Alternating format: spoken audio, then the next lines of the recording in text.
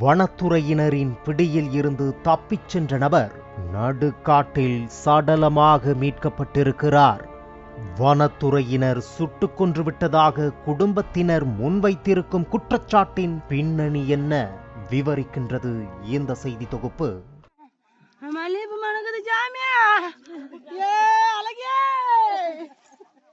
பெற்ற மகனை ஆசையாக அழைத்த அந்த தாயின் குரலில் வார்த்தையால் விவரிக்க முடியாத துக்கம் அப்பிக் கிடந்தது.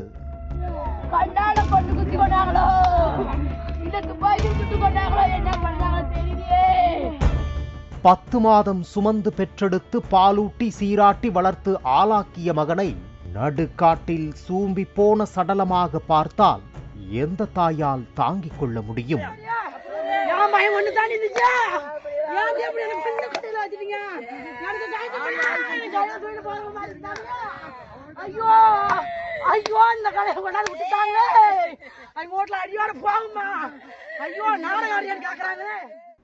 ஒட்டுமொத்த ஆத்திரத்தையும் சுடு வார்த்தைகளாய் கொட்டி தீர்த்தார் அந்த தாய்.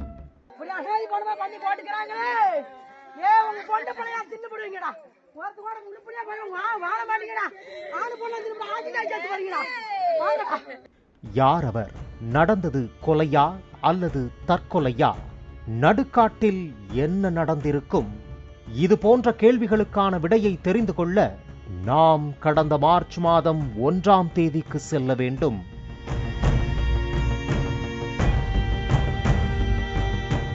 தருமபுரி மாவட்டம் ஏமனூர் காப்புக்காடு கோடுபாவி பகுதியில் கடந்த மார்ச் மாதம் ஆண் யானை ஒன்று சுட்டுக் கொல்லப்பட்டு அதன் தந்தங்கள் வெட்டி எடுக்கப்பட்டன.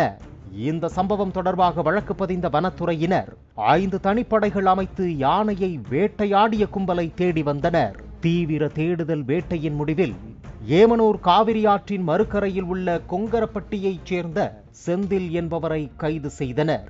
செந்திலுக்கு திருமணமாகி மனைவி மற்றும் 2 பிள்ளைகள் உள்ள நிலையில் விவசாயம் செய்து வந்த அவர் தந்தத்துக்காக யானையை வேட்டையாடியதாக சொல்லப்பட்டது. இந்த சூழலில் கடந்த மாதம் 18ஆம் தேதி செந்திலை வனத்துறையினர் கைவிலங்கோடு யானை கொல்லப்பட்ட இடத்துக்கு அழைத்துச் சென்று விசாரணை நடத்தியிருக்கிறார்கள். அப்போது செந்தில் வனத்துறையினரை ஏமாற்றிவிட்டு தப்பிச் சென்றதாக சொல்லப்பட்டது. தலைமறைவான செந்திலை பிடிக்க வனத்துறையினர் 4 தனிப்படைகளை அமைத்து தேடி வந்தனர்.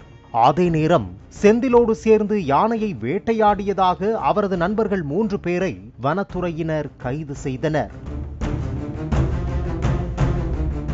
செந்தில் தப்பி ஓடி 10 நாட்களுக்கு மேலாகியும் அவரை பற்றி எந்த தகவலும் கிடைக்காததால் சந்தேகமடைந்த அவரது மனைவி தருமபுரி எஸ்பி அலுவலகத்தில் கணவனை கண்டுபிடித்து தருமாறு புகார் அளித்திருந்தார். அப்பனும் உட்கார வச்சுக்கிட்டாங்க, வர சொல்லி விசாரிக்கணும்னு சொல்லி வர சொன்னாங்க. போயிட்டு வரோம், இல்லைன்னா அப்பட விட மாட்டாங்கன்னு சொல்லி தானே போறாரு. எதுவுமே தெரியாதுண்ணா. இந்த பச்சை பண்டுங்க 2ங்களும் எங்க அப்பனுக்கிட்ட கூட்டிட்டு போன்னு சொல்லி அழுவுதுங்கண்ணா. அதுக்கு தானே நான் கூட்டிட்டு வந்தோம். நான் கூட்டிட்டு வரதுண்ணா. என்ன பண்ணினாங்கன்னே தெரியலண்ணா. மாமனாரும் காட்ட மாட்டேங்கிறாங்க, என் பொறுத்தனையும் காட்ட மாட்டேங்கிறாங்க. என்னமோ பண்ணிருப்பாங்கன்னு எனக்கு சந்தேகமாக்குது. காடுன்னு போது எனக்கு சந்தேகம் இருக்காது இருக்குமா? என் வீட்டுக்காரனை கொண்டு விட்டாங்களா என்னன்னே தெரியலையே. கண்ணுலயே காட்ட மாட்டேங்கிறாங்களே, நான் என்ன பண்ணுவேன்? மனு கொடுத்த பிறகும் செந்திலை பற்றி எந்த தகவலும் தெரியவில்லை. இந்த சூழலில்தான் வெள்ளிக்கிழமை அன்று கொங்கரப்பட்டி அருகே உள்ள வனப்பகுதியில் செந்தில் சடலமாக மீட்கப்பட்டிருக்கிறார். முகம் முழுவதும் சிதைக்கப்பட்டு அழுகிய நிலையில் இருந்த சடலத்தின் மீது ஒரு நாட்டு துப்பாக்கி வைக்கப்பட்டிருந்தது. செந்திலுக்கு என்ன ஆனது, அவர் எப்படி இறந்தார் போன்ற கேள்விகளுக்கு விடை தெரியாத நிலையில் அவரின் குடும்பத்தினர் வனத்துறையினர் தான் செந்திலை திட்டமிட்டு காட்டுக்குள் அழைத்துச் சென்று சுட்டு கொன்றுவிட்டதாக குற்றம் சாட்டுகின்றனர். செந்திலின் குடும்பத்தினர் முன்வைத்திருக்கும் இந்த குற்றச்சாட்டுக்கு ஆதாரமாக சில காரணங்களையும் அவர்கள் அடுக்கியிருக்கிறார்கள். முதலாவது, செந்தில் கையில் விலங்கோடு தப்பிச் சென்றதாக சொல்லப்பட்ட நிலையில் சடலத்தின் அருகே கைவிலங்கு எதுவும் கண்டுபிடிக்கப்படவில்லை. இரண்டாவது, ஏற்கனவே செந்திலுக்கும் வனத்துறையினருக்கும் மலையடிவாரத்தில் விவசாயம் செய்வது தொடர்பாக முன்விரோதம் இருந்ததாக சொல்லப்படுகிறது. அந்த பகையை மனதில் வைத்துக் கொண்டு செந்திலை வனத்துறையினர் 2 மாதங்களுக்கு முன்பு பிடித்துச் சென்றதாக கூறுகிறார் அவரது மனைவி.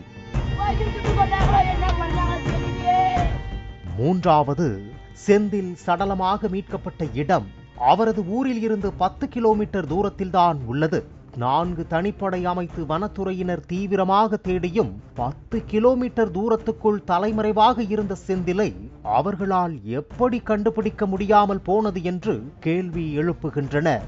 அதோடு சடலத்தின் மீதிருந்த துப்பாக்கி செந்திலுக்கு சொந்தமானதில்லை என்று அவரது குடும்பத்தினர் கூறுகின்றனர்.